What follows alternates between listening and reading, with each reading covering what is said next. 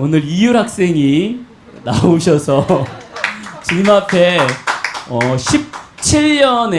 18년의 자기의 삶에서의 간증을 잠시 나누도록 하겠습니다. 사람이 정말 많네요.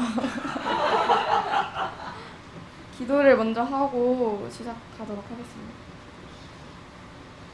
사랑하는 주님, 제가 오늘 이 자리에 설 수 있게 해주셔서 감사합니다. 한없이 부족한 저를 세워주시는 깊은 뜻이 있다 생각하고 따를 테니 이 시간 주님께서 저를 도와주세요. 지금 이 떨림과 주님께서 계획하신 뜻이 듣는 사람들의 마음에 잘 전달될 수 있도록 해주세요. 감사드리며 예수님의 이름으로 기도드렸습니다. 네. 지난주에 사랑 이야기를 했잖아요. 그걸 듣고 생각해본 저의 사랑 이야기를 해보려고 합니다. 작년 겨울 일이었어요. 8시쯤 과외를 끝내고 이제 다른 과외로 넘어갈 때쯤 걸어가는데 너무 힘들더라고요. 그 시기에 저는 마음이 되게 무거웠어요. 저에게 이제 큰 상황이 있던 건 아니지만 이제 저와 연결된 모든 관계들이 힘에 부쳤어요. 어떤 일이든 이제 내가 못나서 그런 것 같고 왜 내가 이럴까 자책부터 하게 되더라고요. 근데 이럴 때 사람들이 대부분 기도를 하잖아요. 근데 저는 기도를 못했어요. 왜냐면 내가 봐도 한심한데 주님께서 이런 한심한 나를 기도를 들어주실까라는 생각이 들었거든요. 이런 상황에서 이제 밤을 걷고 있는데 정말 우연히 공감하시네라는 찬양을 듣게 됐어요. 랜덤 플레이곡에 뜨더라고요. 원래 안 듣는데 그 가사 중에 주님이 우리의 아픈 마음 아시네, 가까이서 우리의 아픈 마음을 공감하시네 라는 내용이 있어요. 듣는 동안 주님께서는 제 모든 힘듦을 같이 느끼는 것 같았어요. 찬양 가사가 나한테 하는 말이구나 싶더라고요. 주님은 저의 이유가 없는 힘듦, 사소한 스트레스까지도 다 감당하고 계셨어요. 저는 결코 혼자가 아니었던 거죠. 제 머릿속에 있던 먹구름들이 싹 가시는 것 같은 느낌을 받았고 몸도 마음도 추웠던 겨울에 제 마음은 점점 따뜻해졌어요. 주님께서 저를 사랑하신다는 것을 알면서도 저는 회피했던 것 같아요. 한마디로 외사랑이었던 거죠. 상대가 나를 사랑하는 걸 알면서도 그걸 일방적으로 무시하는 사랑. 저는 그런 사랑을 했던 것 같습니다. 주님과 그런 일이 있고 주님을 더 믿고 사랑하는 중이에요. 하지만 지금보다 더 깊은 사랑을 해보려고 합니다. 저는 아직 주님에 대해 모르는 것도 많고 궁금한 게 많으니까요. 제 얘기를 들으신 분들도 나는 현재 주님과 어떤 사랑을 하고 있는가에 대해 생각해 보셨으면 좋겠어요. 나만 주님을 사랑하고 계신 건 아닌지, 주님만 나를 사랑하고 있는 건 아닌지, 혹시 서로 사랑하지 않는 건 아닌지, 발전이 없는 사랑이 아닌지. 발전이 없는 사랑이라면 점점 멀어질 수밖에 없으니까요. 이렇게 생각을 하다 보면 반성하고 감사함을 느낄 수 있을 겁니다. 의미 있는 시간이 될 거라 믿고 해보셨으면 좋겠어요. 지금까지 제 이야기를 들어주셔서 감사합니다. 오늘 하나님의 말씀을 함께 나누도록 하겠습니다. 오늘 하나님의 말씀 창세기 4장 8절에서 15절에 있는 말씀을 교독하도록 하겠습니다. 제가 8절 읽고 여러분들이 9절 읽고 교독하도록 하겠습니다. 가인이 그의 아들 아벨에게 말하고 그들이 들에 있을 때에 가인이 그 아벨을 쳐 죽이니라.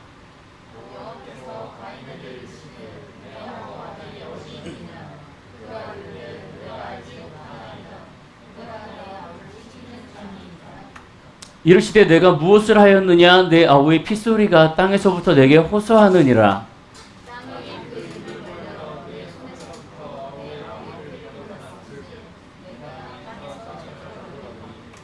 내가 밭을 갈아도 땅이 다시는 그 효력을 내게 주지 아니할 것이요 너는 땅에서 피하며 유리하는 자가 되리라.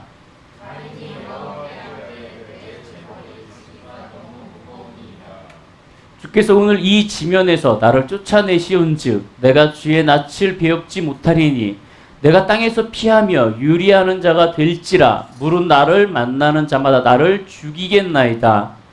여호와께서 그때에게 이르시되 그렇지 아니하다. 가인을 죽이는 자는 벌을 7배나 받으리라 하시고 가인에게 표를 주사 그를 만나는 모든 사람에게서 죽임을 면케하시니라. 아멘. 저희가 신앙생활을 하면서 많이 듣는 얘기들이 있습니다. 뭐냐면 저희 남편은 이래요. 저희 아내는 이래요. 저희 가정은 이래요. 왜 그럴까요? 라는 질문들을 참 많이 받아요. 무슨 얘기냐면 나의 부모로부터 나의 조상으로부터 이렇게 내려온 나의 여러 가지의 결박들이 우리를 너무 힘들게 합니다. 라고 질문을 합니다. 근데 이 질문들 가운데 이들이 원하는 건 뭐냐면 어떻게 하면 그 결박에서 우리가 풀려나고 자유로울 수 있을까? 라는 많은 질문들을 하게 돼요. 그 질문을 받을 때마다 어떻게 얘기를 하냐면 네, 결박을 푸셔야죠. 예수 그리스도의 이름으로 대적하고 그것을 끊어내셔야 됩니다. 라고 가리켜요. 근데 내가 이렇게 가르치다 보니 공부하면서 가르치고 제대로 가르치지 않다 보니 이것이 오히려 문제점으로 저에게 다시 부메랑으로 돌아오는 경우들을 많이 경험합니다. 이게 무슨 얘기냐면 그냥 자기가 예수 그리스도의 이름으로 그 결박을 끊어내면 모든 것이 해결된다라고 생각해요. 자기의 노력과 모든 것들이 다 필요 없이 그냥 예수 그리스도의 이름으로 한번 명하여 끊어지면 나는 자유로워 라고 생각하는 경우가 생기더라는 거죠. 다른 종교를 보면은요, 다른 종교를 보면은 모든 종교에서는 다시 태어남이라는 것들에 대해서 가르칩니다. 불교에서는 윤회설을 가르치고요, 여호와의 증인에서는 흰 양과 검은 양을 가리킵니다. 그래서 잘못을 하면 검은 양, 착하게 살면 흰 양이 되어집니다. 그런데 유일하게 기독교에서는 죽으면 그걸로 끝이라고 가르쳐요. 여러분들이 잘 한번 생각해 보십시오. 그 죽으면 끝이다라고 기독교가 있는 반면에 나머지 종교들은 다 죽으면 다시 태어난다, 혹은 죽었을 때 그 영혼들이 떠오르다닌다라고 생각하고 있어요. 그래서 그것을 위해서 뭘 해요? 제사를 드리죠. 제사를 드립니다. 유일하게 모든 세상의 종교들 가운데 유일하게 제사를 드리지 않는 종교는 기독교 하나뿐입니다. 정말 아이러니하게도 가톨릭도 제사를 드려요. 아시나요? 가톨릭도 제사를 드립니다. 여기서 퀘스천을 하나 날려요. 사람들이 뭐냐면, 아니 가톨릭과 기독교는 한 몸 아닌가요? 한 군데서 나온 거 아닌가요? 똑같은 하나님을 믿는 거 아닌가요? 근데 왜 가톨릭은 제사를 지내게 하는데 왜 기독교는 제사를 못 지내게 합니까? 라고 질문을 해요. 왜? 가톨릭은 왜 제사를 드릴까? 가톨릭 제사를 드리는 이유 아시는 분? 제가 가톨릭 제사 허용에 대해서 여러분들에게 그대로 읽어드리도록 하겠습니다. 민간신앙과 풍속을 제거하지 말고 그리스도교 교리를 변환시켜라 라는 칙령이 가톨릭 사제들에게 발송이 됩니다. 서기 601년 교황 그레고리우스 1세는 선교사들에게 이 같은 칙령을 내립니다. 만약 한 나라에서 사람들이 나무를 숭배한다면 그 나무를 제거하지 말고 예수 그리스도의 이름으로 거룩하게 한 뒤 계속 나무를 신앙하라는 의미. 자, 이것이 칙령으로 내려왔어요. 즉 무슨 얘기냐면 가톨릭에서 제사를 드리게 하는 의미는 조선시대 후기에, 조선시대 말기에 우리나라에 가톨릭 신앙이 들어오죠. 천주교, 그렇죠? 그래서 예수쟁이가 들어옵니다. 그래서 핍박을 많이 받아요. 근데 그 그 가톨릭에 있는 신부들이 한국에 들어와서 한국 사람들에게 복음을 전하려고 하는데 이 한국에 있는 사람들은 이 제사를 지내는 문화가 있는 거예요. 자, 예전에는 어땠어요? 머리 자르면 죽음. 그죠? 부모님이 물려준 거 자기가 훼손하면 죽음. 근데 거기다가 대고 가톨릭이라는 기독교라는 어떤 하나의 종교가 들어와갖고 야 그거 너 잘못된 거야 라고 얘기하면 누가 믿겠냐라는 거죠. 그러니까 가톨릭에서 뭐라 그러냐면 야 그게 나쁜 거야 잘못된 건데 그냥 허용해줘. 그리고 나서 나중에 그걸 좀 바꿔봐 거룩하게 라고 칙령을 내립니다. 그래서 한국에 기독교가 들어왔을 때 제사를 드릴 수 있는 문화를 그냥 끌고 가요. 그냥 그대로 가지고 갑니다. 그리고 그걸 거룩하게 만들면서 변화시키라고 얘기를 해요. 하지만 이것이 문제가 계속되고 그것이 끊어지지 않아 지금까지 그거를 허용하게 됩니다. 무슨 얘기냐면 이 제사라는 것이 조상을 섬기고 조상의 유령과 조상의 혼이 막 돌아다녀갖고 그것을 위령하고 그것을 좋은 곳으로 올려보내려고 하는 제사가 아니라는 거예요. 많은 종교에서는 이 조상들 내가 죽으면 죽음 후에 그 사람들이 변화될 수 있다라고 가르쳐요. 심지어 가톨릭에서는 여러분들이 알고 있는 것처럼 뭐가 판매가 되죠? 16세기 때에 면죄부가 판매가 되죠. 그걸 가지고 마르틴 루터가 종교개혁을 일으키잖아요. 즉 무슨 얘기냐면 지금 내가 죽었어. 내가 죽었는데 하나님을 만나지 못하고 죽었어요. 혹은 죄를 지고 죽었어. 회개를 못하고 죽었어. 그러면 나의 자식이 아버지를 위해서 가갖고 고해성사를 해요. 신부님한테 우리 아버지가 이렇게 잘못을 했어요. 우리 아버지가 하나님을 믿지 못했어요. 하나님 우리 아버지를 주님의 나라에 임하게 해주십시오 라고 얘기를 하고 기도를 드립니다. 그래서 거기서 신부님이 그래 할 수 있어. 면죄부라는 거 있는데 너의 마음으로 그걸 사. 그러면 너의 아버지는 천국 갈 수 있어 라고 얘기를 하죠. 그래서 자녀들이 돈을 가져가서 헌금통에다가 돈을 딱 떨구는 소리가 들리는 순간 죽은 사람은 천국 간다. 그렇게 따지면 죽어서 천국 안 갈 사람은 없어요. 다 천국 가요. 이것이 계속 문제가 됩니다. 그래서 우리는 그렇게 하나님의 안에서 제사를 드리지 않습니다. 그러면 사람들이 또 이렇게 얘기합니다. 뭐냐면 그래서 우리 기독교는 추도 예배 드리지 않나요? 제사를 대신해서 추도 예배를 드리지 않나요? 라고 얘기하시는 분들이 있어요. 여러분 절대 여러분 잘못 생각하고 계시는 거예요. 제사 대신에 추도 예배를 드리는 것이 아닙니다. 여러분 그거 명심하셔야 돼요. 내가 추도 예배를 통해서 조상의 넋을 기리고 조상을 이렇게 섬긴다. 전혀 이런 거 생각하시면 안 돼요. 왜냐면 이거 자체도 우상숭배가 되어집니다. 이제 우리가 하나님 앞에서 추도 예배를 드리는 건 뭐냐면 죽은 사람을 위해서 드리는 것이 아니고요. 남아있는 사람이 과거에 돌아가셨던 부모님을 생각하면서 그 부모님의 이러한 삶은 본받아야 되지 않겠냐. 그러면서 우리가 다시 한번 내 자신을 돌아보고 내가 주님 앞에 올바로 서는 그러한 상황을 만들기 위해서 예배를 드리는 것 뿐이지 사실 추도 예배를 안 드려도 상관은 없어요. 예, 그것이 꼭 제사의 대신이라고 생각하시면 절대 되어지지 않습니다. 여러분, 그 추도 예배를 통해서 우리의 삶이 하나님 앞에 올바로 드려지는 것, 그거를 생각하시면 돼요.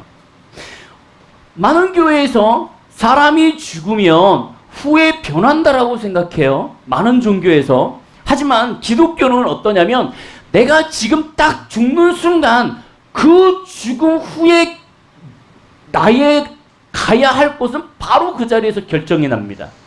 그러니까 내가 여기서 딱 죽으면 내가 천국을 가든 지옥을 가든 둘 중 하나로 딱 정해지는 거예요.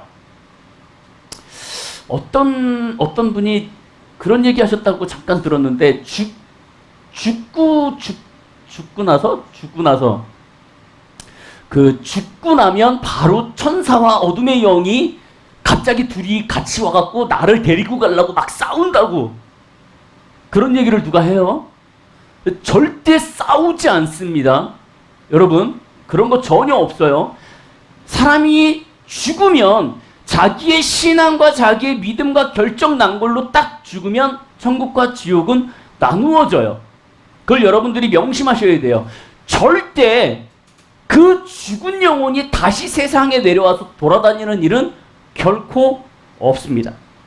오늘 하나님의 말씀을 함께 다시 나누면서 조금씩 나누어 가도록 하겠습니다. 오늘 하나님의 말씀을 다시 한번 처음부터 해주시기 바랍니다. 가인이, 여러분들이 다 아는 말씀이에요. 가인이 아벨을 쳐 죽이죠. 쳐 죽입니다. 여러분, 여기에서 뭐 돌로 쳐 죽였네, 뭐 살인했네, 이런 거 다 필요 없어요. 그냥 쳐 죽여요. 뭘로 쳐 죽였는지 몰라요. 몽둥이로 때려 죽였는지 손으로 때려 죽였는지 모릅니다. 그거 자꾸 우기지 마세요. 그냥 쳐 죽여요. 쳐 죽이는데 여러분, 이 창세기 전에 보면 하나님께서 가인한테 뭐라 그러냐면, 네 지금 문턱에 죄가 지금 기다리고 있어. 그러니까 너 네 몸을 다스려, 너의 죄를 다스려라고 분명히 얘기했음에도 불구하고 가인은 그의 아벨을 불러가지고요, 지금 들로 유인합니다. 들로 유인하고 나서 그 가인이 아벨을 쳐 죽이는 사건이에요. 여러분, 여기까지는 다 알아요. 그죠? 그럼 9절에 보니까 이렇게 되어 있어요. 여호와께서 가인에게 이르시되, 말하는 거예요. 너의 아우 아벨이 어디 있냐라고 질문을 합니다. 이미 가인은 아벨을 쳐 죽였어요. 그걸 하나님은 분명히 알아요. 그래서 찾아가서 가인한테 얘기합니다. 야, 네 아우 아벨이 어디 있냐? 그랬더니 가인이 이르길, 내가 알지 못하나이다. 내가 내 아우를 지키는 자니까 라고 해요. 왜 그걸 나한테 물어요? 지가 있을 때 있겠죠. 하나님이 그걸 나한테 물어요. 라고 아주 뻔뻔하게 하나님 앞에 대꾸를 합니다. 그러니까 하나님께서 이렇게 합니다. 네가 무엇을 했냐? 너 도대체 뭐 했어?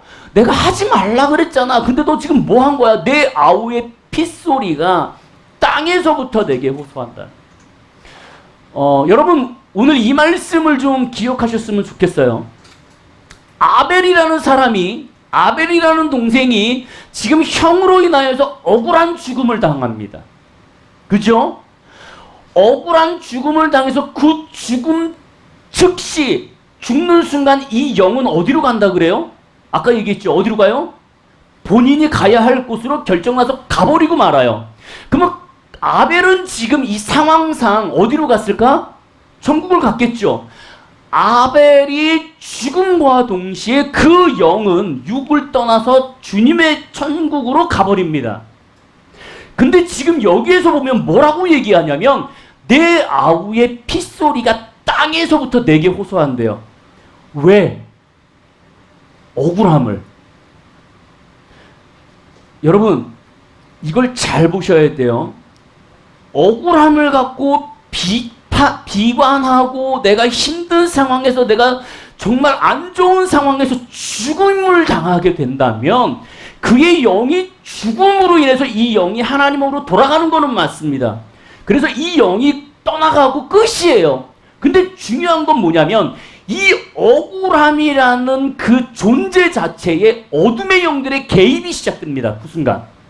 왜냐하면 살인이라는 것은 어둠의 영들의 악한 거잖아요.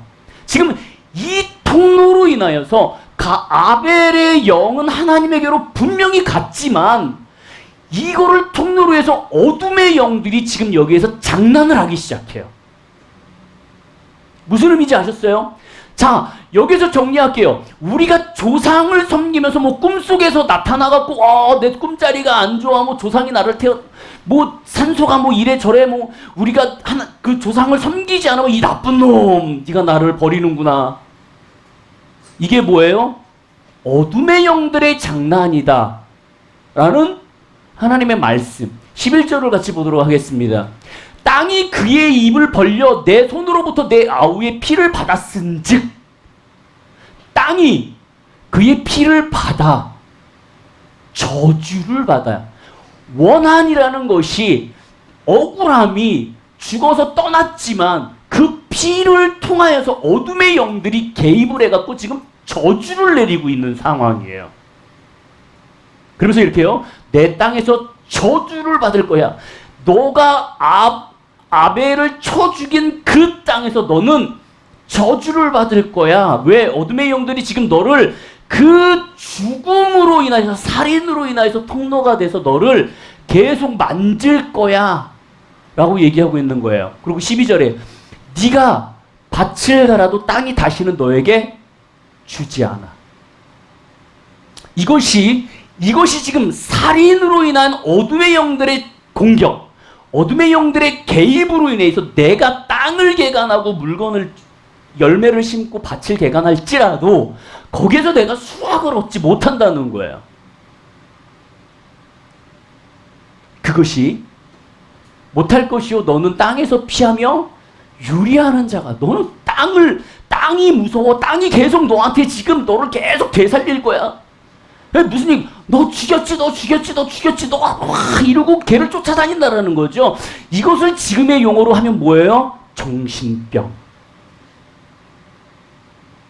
계속 나는 그 살인으로 인하여서 죄책감과 살인으로 인하여 정신질환을 경험하면서 이 땅이 지금 나를 계속 괴롭히는 것을 느끼면서 땅을 돌아다니는 거예요. 피해가면서. 그러면 이렇게 돼 너의 땅을 피하며 유리하는 자가 돼. 가인이 여호와께 아뢰되 내 재벌이 거지지 너무 무거워. 사람들이 나를 죽일까 합니다. 왜? 미쳐서 돌아다니니까. 그때 하나님이 얘기하시죠. 죽이지 않을 거야. 여러분 질문을 하도록 하겠습니다. 한국에서 가장 점집이 많은 곳은? 한국에서 가장 점집이 많은 곳은? 어디요? 어디? 미남당? 미남당? 이거를 본 사람들은 막 웃을 거고 안 본 사람들은 이렇게 멍하니 제가 지금 뭐 얘기하고 있어? 뭐요? 고개. 어디? 그렇죠. 덕고개? 미아리 고개. 여러분 한국에 가장 그 점집이 많은 곳은 미아리 고개입니다. 여러분 미아리 고개 도남동과 기름동 사이 고개 있죠? 그 단장의 미아리 고개라고 노래도 있습니다. 여러분 거기에 가장 점집이 많아요. 그러면 여러분 왜 그곳에 점집이 그렇게 많을까? 왜 죽은 사람이 많을까요? 맞아요. 흑암왕궁의 전략적 요충지라는 컬럼을 거제하신 분이 있습니다. 그 흑암왕궁의 전략적 요충지라는 컬럼 내용 중에 미아리고개라는 곳에 이 그 컬럼을 게재하신 분이 있습니다. 그 손종태 목사님의 미아리고개의 컬럼을 한번 읽어드리도록 하겠습니다. 이 지역은 한국 전체를 통틀어 가장 많은 점집이 모여있는 곳이다. 때문에 한국 무속문화의 집결지라고 해도 과언이 아니다. 그런데 무슨 이유로 유독 이 지역에 수많은 점집이 모이게 된 것일까? 그것은 단순히 우연히만 설명할 수 있을까?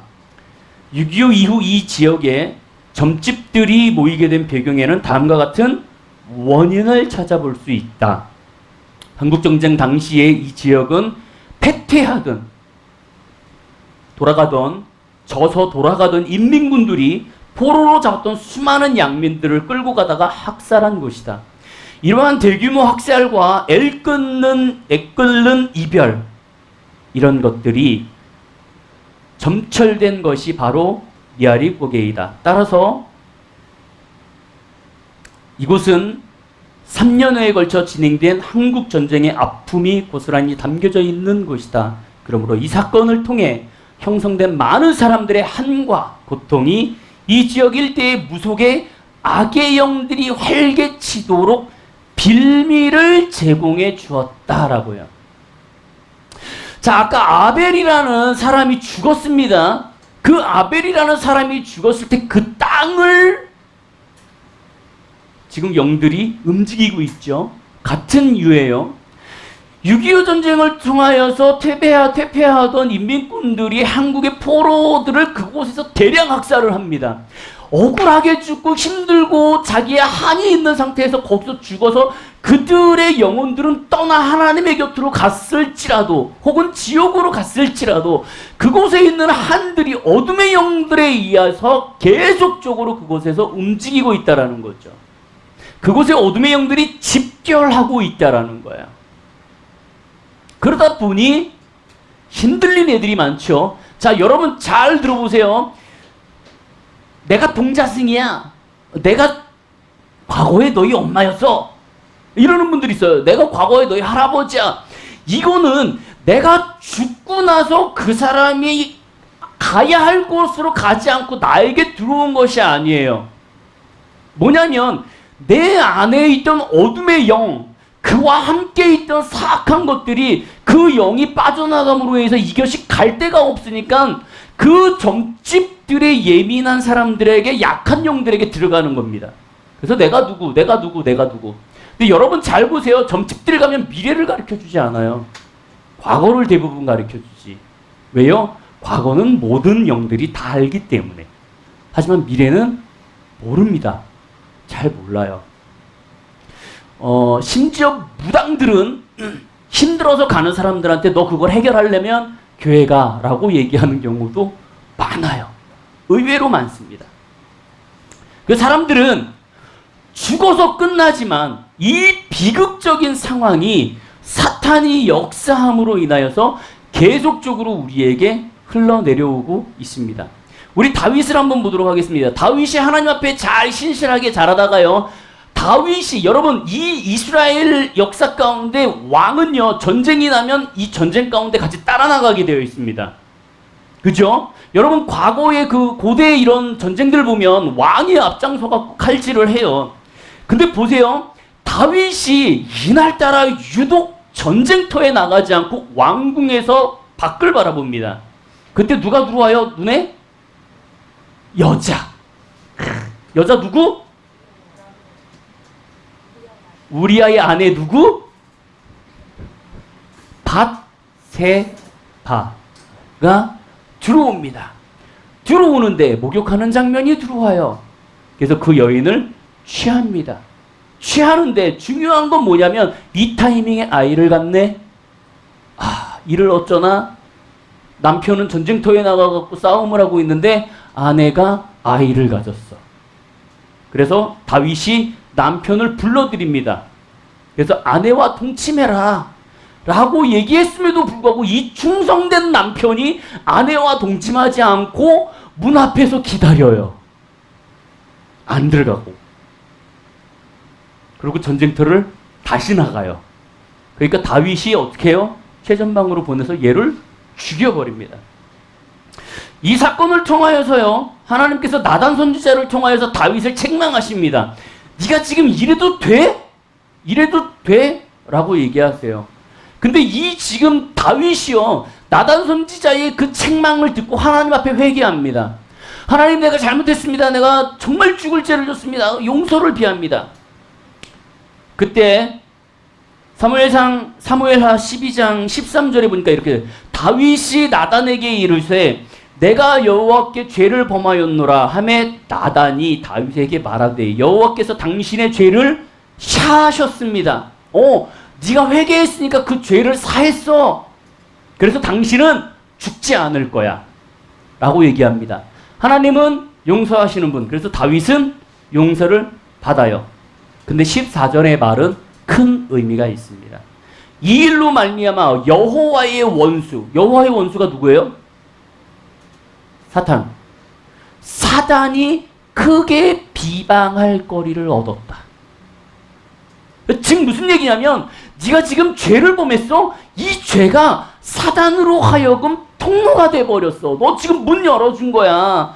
그래서 크게 비방할 거리를 얻게 했어. 그러니 당신의 아들이 죽을 거야.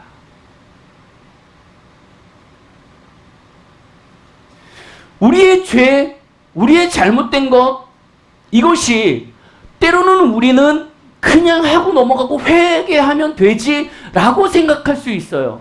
하지만 그것이 우리로 하여금 어둠의 영들이, 악의 영들이 우리를 공격할 수 있는 틈을 열어주게 되는 거죠.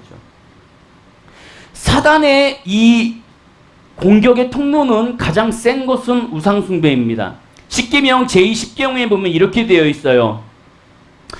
그것에게 절하지 말며 그것들을 섬기지 말라. 나 내 하나님 여호와는 질투하는 하나님이라. 나를 미워하는 자의 죄를 갚되 아버지로부터 아들까지 3대까지 저주를 할 것이고 나를 사랑하고 내 계명을 지키는 자에게 1000대까지 은혜를 베풀 것이다. 여러분, 우리 조상들 가운데 우상 숭배를 하고 죄악된 길로 빠지고 또 하나님을 배신하고 원망하고 때로는 다른 사람들에게 피해를 입히고 그것이 문제로 인하여서 회개하지 않고 이 세상을 떠나가셨다면 그 하나님의 죄, 그들의 문제점은 우리의 가계를 흘러내려서 우리를 결박하기 시작해요. 특히나 우상숭배를 함으로 인하여서 그 우상숭배 가운데 원통함의 비극적인 죽음이 있었다. 그러면 그것은 더 말이 달라집니다. 독일의 쿠르트 이 코흐라는 목사님이 계십니다. 의학박사 출신인데요. 신학 박사이기도 해요. 이분은 전 세계적으로 어둠의 영들의 역사에 관해서 세계적으로 권위 있는 분들입니다. 권위 있는 분이신데요. 이 권위 있는 분이 이 목사님이 이 어둠의 영들에 대해서 가계에 흐르는 영들에 대해서 결론을 이렇게 내셨어요. 한번 들어보시기 바랍니다. 그 목사님의 결론에 의하면 조상의 누군가가 극심한 우상숭배에 가담하게 될 경우에 글자 그래도 3대까지 3, 4대까지 자손들에게 우상숭배의 영향력이 나타난다. 그러면서 5가지에 대해서 얘기하고 있습니다. 첫 번째, 하나님께 속한 것들에 대해서 저항을 한다. 즉 무슨 얘기냐면 특별한 이유 없이 그 자녀들이 하나님이라는 것들에 대해서 거부를 한다라는 거야. 뭐 하나님이 그렇게 뭐 그들에게 잘못한 것도 없어. 그렇다고 교회 다니면서 해코지 당한 것도 없어. 내 주변에 있는 기독교인들이 그 사람을 해코지 하지도 않았어. 근데 이상하게 그 자손들 중에 그런 사람들이 있어요. 왜 굳이 내가 하나님만 얘기하면 이렇게 핏대를 세워가면서 하나님을 거부하지? 이것이 가계로부터 흘러내려오는 결박의 대표적인 하나의 예라는 거예요. 본능적으로 본인이 자기도 생각이 없어요. 자기는 왜 그러는지 몰라요. 하지만 그거를 계속 저항하고 그러한 것들을 갖게 됩니다. 두 번째, 성격 장애가 일어납니다. 세 번째, 정신병이 흘러내려온다 그래요. 그리고 네 번째, 자살의 충동을 빈번하게 느낀다 그래요. 다섯 번째, 빈번한 질병. 미국에 이런 얘기가 있어요. 160년 동안 자기 가문을 돌아봤는데 7대에 거쳐서 암으로 죽었대요. 다. 엄청난 거죠. 제가 유튜브를 어디 한번 봤는데요. 그 유튜브에 어떤 그 유튜버가요 이렇게 얘기했어요. 그 기독교의 내용들을 이렇게 애니메이션으로 이렇게 해갖고 올리는 사람이 있어요. 짤막하게 뭐 사탄 그러면 사탄, 뭐 가인과 아벨 그러면 가인과 아벨이 어떻게 죄를 짓고 어떻게 했느냐에 대해서 이렇게 짤막하게 한 5분에서 10분 정도 이렇게 애니메이션으로 그거를 꾸며서 이렇게 올리는 분들이 계시는데 그 내용을 봤더니 이렇게 되어 있어요. 어떤 사탄이 악의 영이 길거리를 막 지나갑니다. 지나가는데 남자 하나가 길거리에 앉아갖고 되게 우울해하고 힘들어하고 좌절스러워해요. 그러니까 이 영이 지나가다가 여기다가 후 하고 뭔가를 불어놓고 갑니다. 그러면서 자기 혼잣말로 그래요. 너는 서서히 아픔을 느끼며 고통을 받다가 죽을 거야. 라고 지나갑니다. 이 사람은 향후 10년을 거쳐서 암으로 투병을 하다가 나중에 죽습니다. 자, 그럼 보세요. 어둠의 영들의 공격으로 인하여서 암으로 죽었던 사람이 이 암이 그 가게의 결박을 가지고 이게 계속 대물림되는 현상. 이것을 볼 수 있다라는 거예요.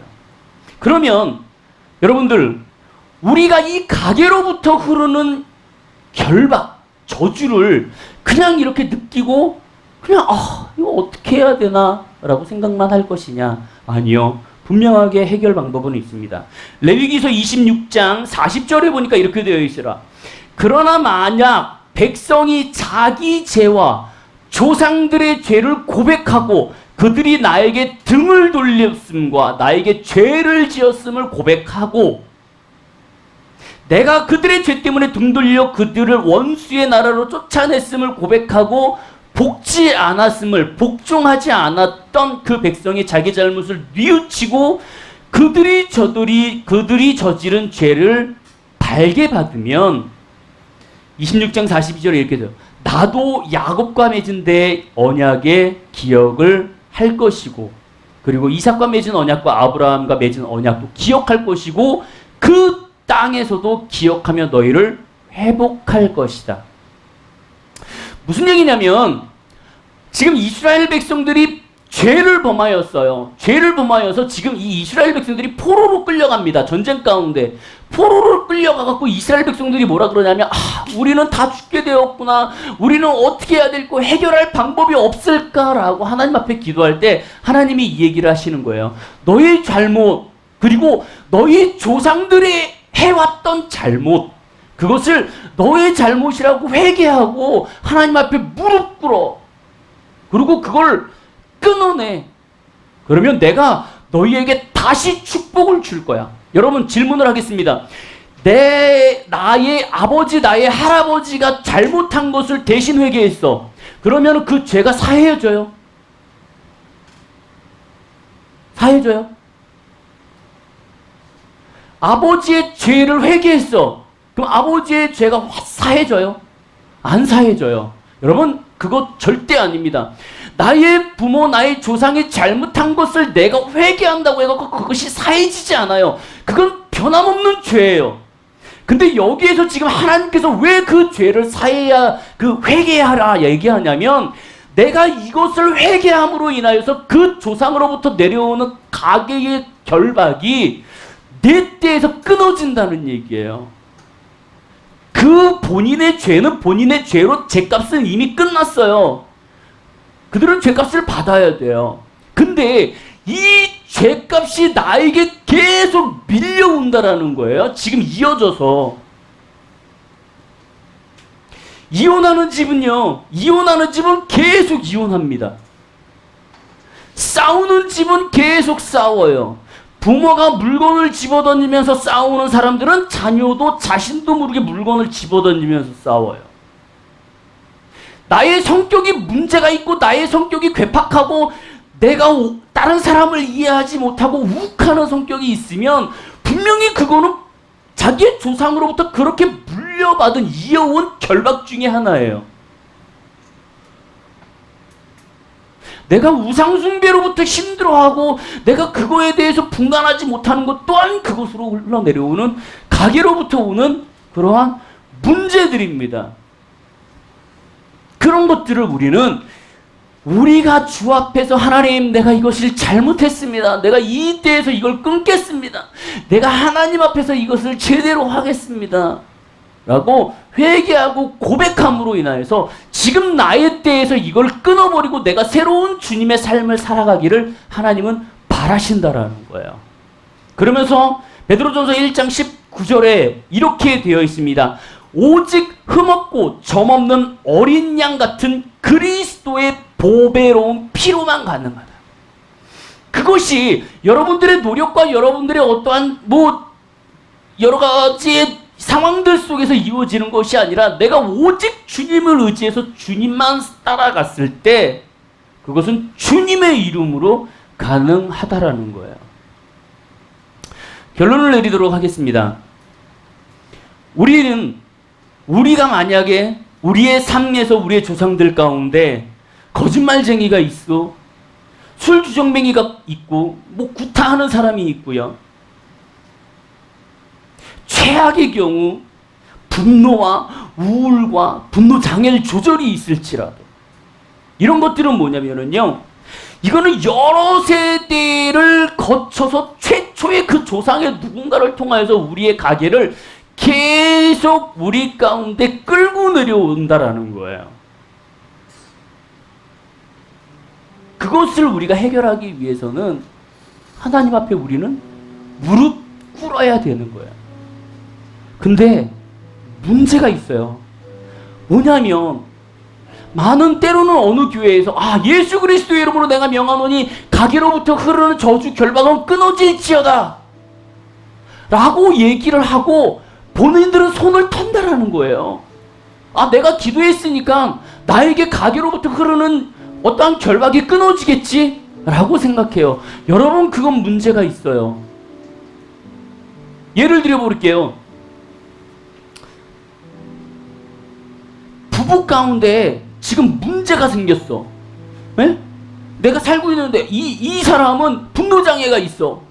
어느 포인트에서 화가 나는지 모르겠고 어느 포인트에서 화가 나는지 어느 포인트에서 내가 그를 맞춰야 되는지 몰라요. 그러면 지금 그 삶을 조상들을 바라보면은요, 부모가 그래요. 부모가 참 희한하게 어느 포인트에서 화를 내는지 몰라.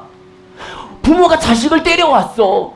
그거 가지고 피해 때문에 지금 자기도 그렇게 하고 있어요. 근데 중요한 건 제가 이 설교를 했다고 내가 예수 그리스도의 이름으로 명하노니 가게로 흐르는 결박은 끊어질지어다 그러고 내가 그것을 기도한다고 했고 내 삶이 바뀌지 않는다라는 거예요. 결박이 끊어질 수는 있겠죠. 하지만 내 삶이 바뀌진 않아요.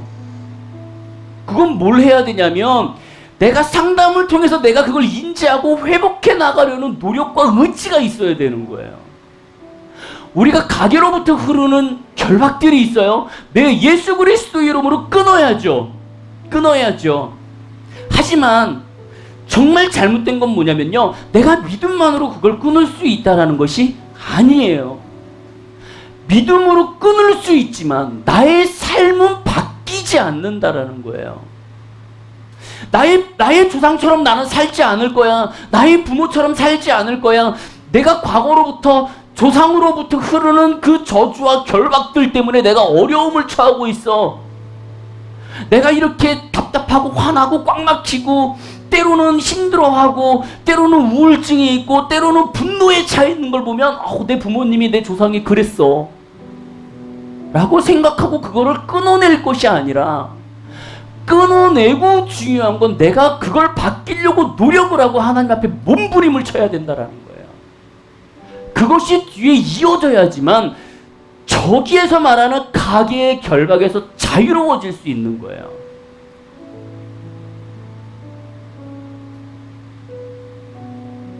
잘못된 지식이 잘못된 믿음을 만들어가고 있어요.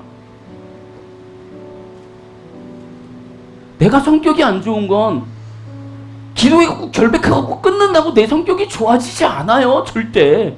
가서 상담을 받고 내가 노력을 해야죠. 내가 분노가 있어요. 내가 우울증이 있어요. 내가 정신병이 있어요. 치유받아야죠. 내가 그거를 계속 기도한다고 내 삶이 갑자기 돌아오지 않아요. 근데 많은 사람들이 나한테 뭐라 그러냐면 대적 기도했는데 왜 제 삶은 변하지 않나요? 라고 얘기해요. 바뀔 수가 없죠. 본인을 인지하지 않고 있는데. 여러분, 중요한 건 가게로부터 흐르는 저주와 결박이 중요하지 않아요. 지금 나의 상황에서 내가 하나님 앞에 얼마나 올바로 서 있고 내가 하나님 앞에서 얼마만큼 올바로 의지적으로 노력해나며 나아가고 있느냐가 중요한 거지, 그 과거로부터 흐르는 가계의 결박이 나를 휘어잡는다 할지라도 내가 올바로 서고 내가 주님 앞에 하나님 앞에 나아갈 수 있는 담대함과 믿음이 있다면 그리고 노력을 한다면 우리의 삶은 굳이 저렇게 결박을 끊어내지 아니할지라도 우리의 삶은 충분히 변할 수 있다라는 거예요. 출애굽기 20장 6절에 하나님은 분명하게 이렇게 얘기하십니다. 나를 사랑하고 내 계명을 지키는 자는 그에게 천대까지 은혜를 베풀 것이다.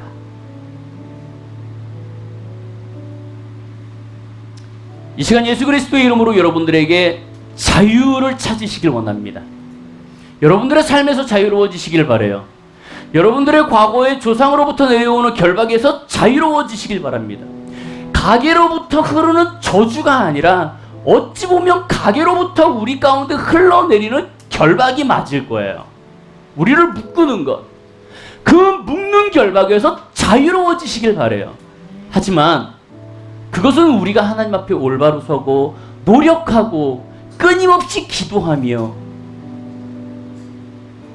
믿음의 조상 아브라함이 자기의 자식을 하나님 앞에 믿음으로 바친 것처럼 나의 삶을 주님 앞에 드리는 여러분들이 되셔서 정말로 하나님의 놀라운 기적의 역사가 그리고 자유의 역사가 축복과 은혜의 역사가 여러분 이 기도 잘하시고 여러분들 이 결박에서 풀어나시면 가난에서도 벗어납니다.